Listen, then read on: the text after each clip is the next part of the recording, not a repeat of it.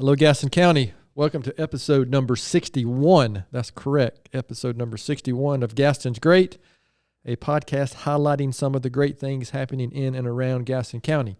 I'm your host, Stephen Long, and we are coming to you once again from the worldwide headquarters of GSM Services as we look forward to having some great discussions in the coming weeks and months. We simply believe in discussing more of the reasons why Gaston's great. We are highlighting another great organization today and have Leah Hedgpath, Leah, with us today. Leah is the Executive Director of the Dallas Shoals Christian Ministry.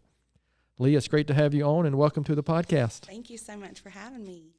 You are very welcome. So, as usual, we're going to get right to it, and this first question we'll kind of go through the bulk of much of what we want to talk about. But tell us about yourself, the organization, the mission, just anything you want to share again about yourself and the organization, your role at the organization, and just, have at it. All right. Well, I have been volunteering with this organization, the Dallas Christian Ministry, forever. In 1986, when it was started, right. It started as a Christmas program, and there was just an obvious need in our community that we just needed to do more. And my great-grandmother was the first executive director. Your great-grandmother? My great-grandmother. Wow. Okay, that's quite a connection. Yes. And so after she did it and was the executive director until she passed, my grandmother took over after her. When she passed, my mom took over, and this coming year will be my 5th year with the Dallas Ministry as executive director. So it's kind of that might be a family, what you would call a family affair. Yes. Which growing up, I'm a Gaston County born and raised, and I always knew in my heart I was going to help people. I never planned on taking the ministry over ever. My education is in counseling and psychology, so I always knew that some way I would help. Okay. But when my mother took over as executive director, her health just started declining, and I stepped in the role, and it was just clear as day, okay, here it is. This is where you're supposed to be. And it's been my life for a very long time now. I am a mother of a 3.5-year-old brilliant special needs kid. Okay. He's just the light of my life. So when I'm not at the ministry, I'm working with him, doing therapies with him. Okay. And so pretty much my life just consists of helping and being a great mother. That's pretty much what it is. All right. Well, very good. So can you share specifically, if you've been involved with the community around here at all, a lot of people I'm sure have heard of the Dallas Christian Ministry. I'm going to shorten the title a little bit while we're talking, but they might not know the specific mission of the organization. So what is the mission? What are you doing on a day-to-day basis? Or just specifically, we can go to the website and read it because I did that myself. But kind of just from your own words, kind of share what is it, the mission, and what are you guys trying to accomplish? So our mission is to help people, period. Okay. Gaston County residents are our main focus, of course. But anyone that comes to our facility and they have a need, we're going to try to meet that need. We focus financially on Dallas, Alexis, Stanley, and Shoals. Okay. So anyone that would need assistance with any kind of medication assistance or utility bill assistance, they would need to live in those areas. But food-wise, we cover the whole county. Okay. So you kind of shared a good story of how you ended up there. Can you, so specifically, you mentioned it was started out as a Christmas, program. Right. Is that the best way to describe that? Yes. I think it was called White Christmas. Okay. And it was just a group of people that got together to start helping kids at Christmas time. And it was just so evident that these families needed more than just Christmas help. They needed help with their groceries. They needed financial assistance. They needed guidance. And that's when the ministers of the Dallas churches got together and said, okay, well, instead of having the separate pantries in the churches, let's just have one big pantry that we all donate to, and everyone in the area can go there. And that's how it started. So going back from the beginning to now, so 1986 to now, Right. I guess, 1986, I would have been maybe a 10th grader here at Ashburg High School. That was a long time ago. Was that before you were born? 87. I was born in 88 too. Yeah. So you were born the year I graduated high school. Wow. So talk about some of the initiatives, some of the specifics. Are you maybe the day in the life, of Dallas Christian Ministry? Just kind of give our listeners a feel for, what are the specific things that you guys are doing? Okay. So we have 7 different programs that we run.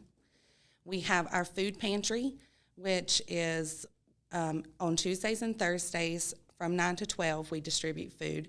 It's a drive-through, so they can just drive up, give a little bit of information, and we put the food in the car. They don't even have to get out of their vehicle. And then we have our medication assistance program, and that covers life-sustaining medications and also medications that they can't afford that they would need, like Tylenol, allergy medication, anything like that. Then we have our utility assistance program, where we do, and we've had several people ask, do we give people money for their bill? No, we do not do that. We have accounts with each utility company, municipality, that we pay or whoever. them. Yes, so you're paying them directly. Clients never receive any type of money or anything like that from us. And then we have our Hope for the Homeless program. That's one of our newest programs. Our homeless population had increased dramatically, especially during COVID. And they needed a little bit more assistance during that time because they were out in the elements. They couldn't just stay home. They had no home, so they were out. So we had to give them a little bit of additional assistance. And it was very just like in our face, wow, this is an issue. This is a problem. So right now we have 16 active homeless clients enrolled in our Hope for the Homeless program. They receive a hot meal once a week. They receive blankets and coats and things during the wintertime. Anything they would need for summertime, we have battery-operated fans, things like that for them. Just anything that might make their life easier, while we're also trying to guide them out of homelessness. It's not just let's give so that they can keep staying there. Sure. It's trying to help them build a better life. And then we have our CFSP program, which is the lowest income seniors in Gaston County. We have 145 enrolled in that with a waiting list of 25. Wow. And those are vetted through the Second Harvest Food Bank. So they are, they have the lowest income of all the seniors in Gaston County. So we give them additional support throughout the month and try to give them extra hygiene items, things that they may not be able to afford at the store, cleaning supplies and things like that. And then we have our referral program where if we can't help, we're going to find somebody that will. Okay. And then we have our Christmas program, which is huge, and it's fixing to ramp up. I can't believe we're already there. But we help up to 600 kids in Christmas and also special needs clients as well. Okay. All right. So it's a lot of information. In about 2 minutes or 2 or 3 minutes, we just covered quite a bit of information. So a couple of quick questions. Have you seen, I probably know the answer to this, but I'm going to ask anyway. Have you seen just an increase in overall need in the past 2.5 years or so since COVID started in general, or? Yes. Let me tell you about our first day open for COVID. Okay. When it was announced, everything closed, or closing down. I had received a phone call from one of our board members that was like, okay, are we closing? And I'm like, this is what we're a crisis agency. This is a crisis. Like, this is what we're made for. And then we got word that most agencies closed, at least for a little bit until they could kind of figure it out. But within 48 hours, I have an incredible team, let me just say. Within 48 hours, we had a plan in place. We were ready. We did not close one day. We put it out there how we were going to do it. And we walked outside, and they were lined down the street as far as you could see. Wrapped blocks and blocks down. And me and my volunteers, we all just kind of stood out in the parking lot like, oh, my goodness. Wow, what are we going to do? We were used to serving, our cap was like 80 families every time we were open. Right now, we can do up to 300. Okay. So if that shows you how much our food pantry has grown. Four times as many. Oh, yes. It has It's mind-blowing. We actually received an award from Second Harvest Food Bank for distributing 1.5 million pounds of food in 2020 and 2021. Okay. From September to September, so 1 year's time. Wow. 1.5 million pounds. And we are a tiny building. I don't know if you've ever went by there. I know where it is, yes. Yes, and we always say Trade we Street, do, right? Yes, Yep. right on the main street there. Yep. And we always say, like, we do mighty things with a very small space. So just kind of a follow-up question. Are you seeing that lighten up any, or is it still pretty much the Right. same as that was at the peak? Or I think it is starting to finally let up a little bit. You know, there for a while we were serving until we had no food. I mean, the line never ended. And it would be 300 to 400 families. And now our average is about 180 families a day. Yeah. Right. Well, It's still a little lot bit more than what we're used to. but a little encouraging maybe to some. Right. Yes. Maybe there might not be quite as much need out there specifically from COVID.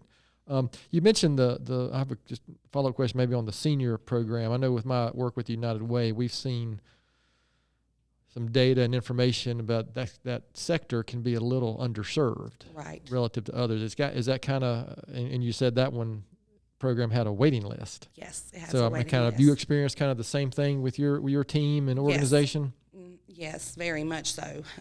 We have several clients that have told us that they just really don't know what they would do if it wasn't for us being able to provide those extra items.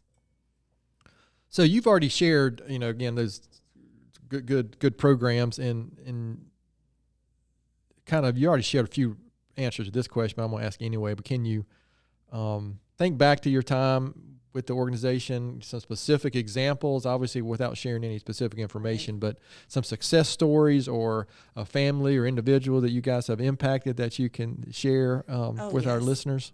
So we actually helped a lady came in and she had cancer. Her uncle was very, very sick. She was helping him financially. They were really struggling. And we were able to provide groceries for them for about a year. We helped them, financial assistance when needed. And she is now a active volunteer giving back with our organization. Her uncle is doing well. They no longer need our assistance. They're there serving and giving back. So that's one of my favorites, just because I get to see them at least, throughout the month and see how good they're doing, and knowing that they wouldn't have been able to be there if it wasn't for our organization. Also, our homeless clients. I know a lot of people don't see it as a success, but I do see their progress and the little steps that they're making. And I've watched quite a few transition from homelessness into having a home.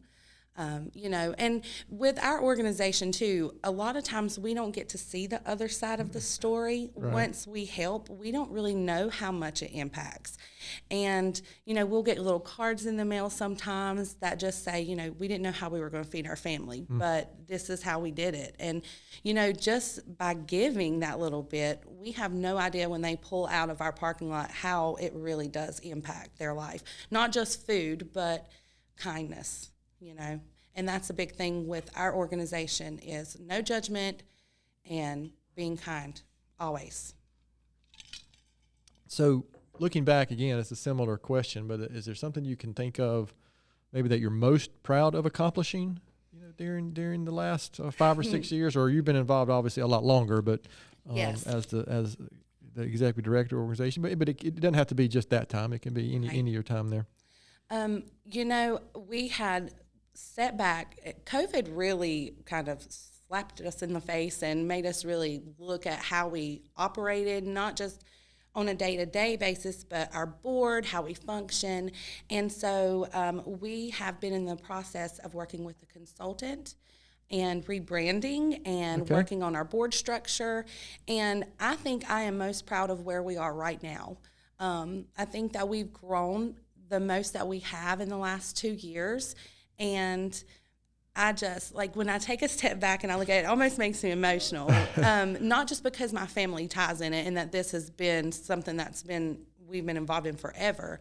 But it's just to actually see how many people we're helping and to know the difference that we're making and to be able to go from serving 25 families a week to 180 now a day. And that's families. That's not individuals. That breaks down to a good many people. Last month we served and fed 1,000 children. Okay. So just the little things like that. But anyway, getting back to what I was saying about our board structure, we're working with GSB to restructure our board, and we have now, we never really had goals, if that makes sense. Yeah, and like a strategic plan or anything like that. Right, we've always just been there to help, but now it's like, wow, we're really doing it. So maybe we should have a plan. Sure. And so now we have our 3-year goals, our 5-year goals, and I'm really excited about the future and what we're going to do and what a difference we're going to make in our community. So I didn't prompt that, but that's a perfect segue into the next question. So yeah, looking ahead, what do you, 5 or 10 years down the road, what do you see the organization looking like, accomplishing, or just, anything that you'd like to share there? Right. So one of our main things is just reaching more people. We've even noticed on our Facebook post, I post a lot on Facebook. I don't know if anybody watches our videos, but there's people all the time that comments like, I didn't know that Dallas had a food pantry. I didn't know this existed. And so just reaching the people, not just for donations, because we always need donations, but to reach the people that really may need our assistance that did not know that we were there. Sure. So without having to come to Gastonia or wherever the case may be. Right, yes. And, just like I said, moving forward and restructuring our board, having those things in place to where, if another crisis does spring up. Let's hope not, but yes. Let's hope not. But that we're better prepared on what to do and how to serve. So, remember, this is a podcast about Gaston County specifically, but we've had some of the things we've talked about over the 60 episodes is kind of spread out beyond Gaston County. But knowing what you know about Gaston County, the Dallas Christian Ministry, why would you say Gaston County? And you've already shared the numerous reasons, but maybe why is Gaston County better? Because your ministry is here. I'm not going to lie to you. During COVID especially, I was like, maybe we should close the doors. Maybe I'm not cut out for this. It was really difficult. But then when you really take a step back and look at how many people it serves, the organization itself, what it does for the community, just in financial assistance alone, how much it helps the clients. I think it would be detrimental to our county if we closed our doors. Especially that, you mentioned, I guess Dallas, Shoals, Stanley, and Alexis, right? Right, okay, yes. So that's areas that may not have anything else specific. Right. Unlike, Belmont, Mount Holly, Gastonia, may already have some other organizations that are serving those areas. Yeah, and to your point, my experience with community work and with owning a business is it's easy to get caught up in that day-to-day stuff, isn't it? And it can be harder to really take a step back and look at the impact that you're having. So especially when it's a crisis agency, it feels like putting out little fires all the time. Yeah. Well, that reminds me when I was researching before today and looking at your website, I did specifically see you're talking about the 3 or 4 things that you guys are kind of focused on. What I think you worded it as development, or it wasn't just. And you already mentioned it about your homeless initiatives. It's not just about a handout. Right. Okay. So can you what when somebody sees it on the website, kind of maybe describe what do you mean by that about just development along with. I'm not sure that's the wording that was used. So forgive me if I'm not saying that correctly now, but kind of maybe talk about that when you what's the phrase, a hand up as opposed to a hand out. Yeah. Right. Yes. And so that's the way we look at it. We are non-judgmental when they come because we don't know what they're going through. Correct. And there are clients that we serve every week, but we have to look at it as we are there to help. But when we really get to talking to these clients and then you find out the why of it, it's not just giving them something and sending them on their way. It's talking with them, finding out the why. Why are you needing groceries so much? Why are you not able to afford your medication? Why do you need help with your power bill? And then you may find out, well, my wife has cancer and we've been paying all these medical bills. And then you can say, well, let me get you set up and referred to the cancer services. Maybe they're able to help you. It's finding out their story and guiding them in the right direction so that you fix the problem and you're not just giving them groceries over and over or paying their power bill every 6 months because it's time to pay it. But that you guide them in the right direction so that when that time comes, they're able to pay it themselves. So can I ask, you've mentioned a couple of things, but what is your primary fundraising, or do you have fundraising events? Are you tied in with other organizations? Is it mostly just donations from benefactors or just? Right. So we receive multiple grants. Okay. I apply for grants all the time. We get, funding from churches and individuals. That's one thing that we are working on is our fundraising. We used to do a big chicken and dumplings dinner, but COVID stopped that.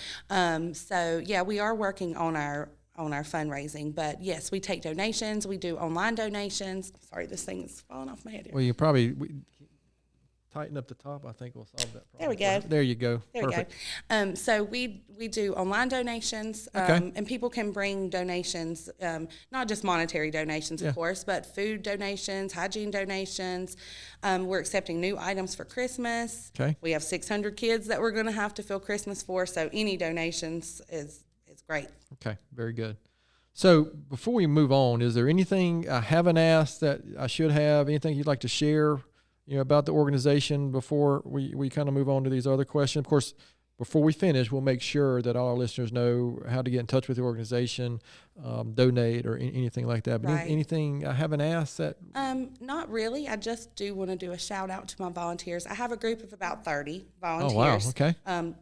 Wonderful volunteers. Could not do it without them. So I just want to say hey to them and thank them for all their hard work too. Well, very good. Yeah, nothing like this can happen and make an impact without either a team, volunteers, or whatever the case may be. And I tell you, if nothing else we've learned in the last 60 episodes of this podcast is that's absolutely what happens. So I appreciate you sharing that. So we're going to move on. Again, this is a podcast about Gaston County. So we throw in a few Gaston County related questions on every episode.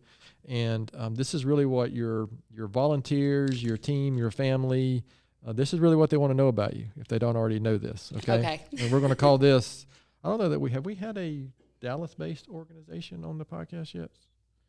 We're going to call this our Dallas speed round of questions. Okay.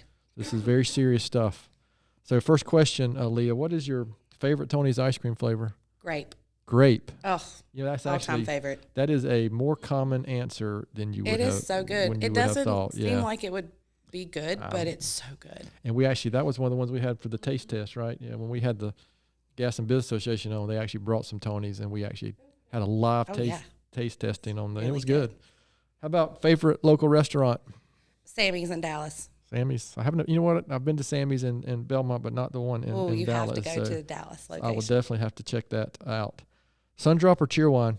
Ooh, that's a hard one. Cheerwine. Okay, that's me too. How about your favorite outdoor activity to do in Gaston County? Well, my little boy loves to swim, so anytime we can be at the pool. Sweet. Okay, sweet. Very good. All right, this is my question that I ask every episode, and because I can. UNC Duke or NC State? I see your cup, but to be honest, I just want everybody to win. I don't really have a preference. That's a very, for our area, that's a very politically correct answer, Leah. But we'll accept it, and I appreciate you are noticing my NC State cup. My dad is a State fan, so. Well, he must be a good man. What is something very few people know about you? That I'm a recovering addict. A lot of people don't know that. It's something that I'm very open about, but people don't don't realize that about me because of course I don't broadcast it. Sure. But in talking about it, it's not anything that I would hide. It is absolutely something I never thought I would go through, but it has prepared me for this job that I'm in. And so I'm grateful for the time that I had, and I'm so thankful that I was able to get out and show that, anybody can do it. I mean, addiction it does not pick and choose. Sure. So, yes. Well, I appreciate you sharing that. I'm sure there are listeners out there who you might be able to relate to some of their circumstances. Right. Where others might not be able to. I think that really helps me with my clients because it isn't just, it's not just saying, well, I don't judge you, but it's saying, I've been there. I know what you're going through. I know that there are some that they choose that lifestyle. I know that. But I also know that there's ones that they just would do anything to get out of it. And if you could just be that hand, you just never know how much it really could affect someone's life. Okay, well, very good. So how about a book or a blog or article that you've read lately or something that you might share with our listeners? Oh, well, I love the book, The Arena. I cannot remember the name of the author, but I read it as a young girl, and I've read it several times through my life, and I just absolutely love that book. The Arena. The Arena, yes. I don't think I'm familiar with that, so we'll have to look that one up and maybe put that in the show notes. Okay, so again, I'm a big reader, and so I love that question. Listen, I've read a lot of the books that have been suggested through our through our episodes. So again, I appreciate you kind of indulging us on those Gaston County questions. So we're going to finish up here with just a few more questions. So besides Dallas Christian Ministry, Leah, why would you say Gaston County is such a great place? It's home. I mean, that's the only thing I can really say about it. It is home. I don't think I could live anywhere else. Listen, I'm a Gaston County native myself, so I can appreciate that very much. Yes. So knowing what you know now, what advice would you give your 20-year-old self? Keep pushing. Don't give up. I don't know. When you have that tug that you're here for a purpose, there is a reason. Right. Keep going, I guess, because you're going to find your reason. Yeah. Listen to what you're hearing. Right. Some people, I know when I was younger, I think I heard sometimes and I didn't want to hear it. Yes.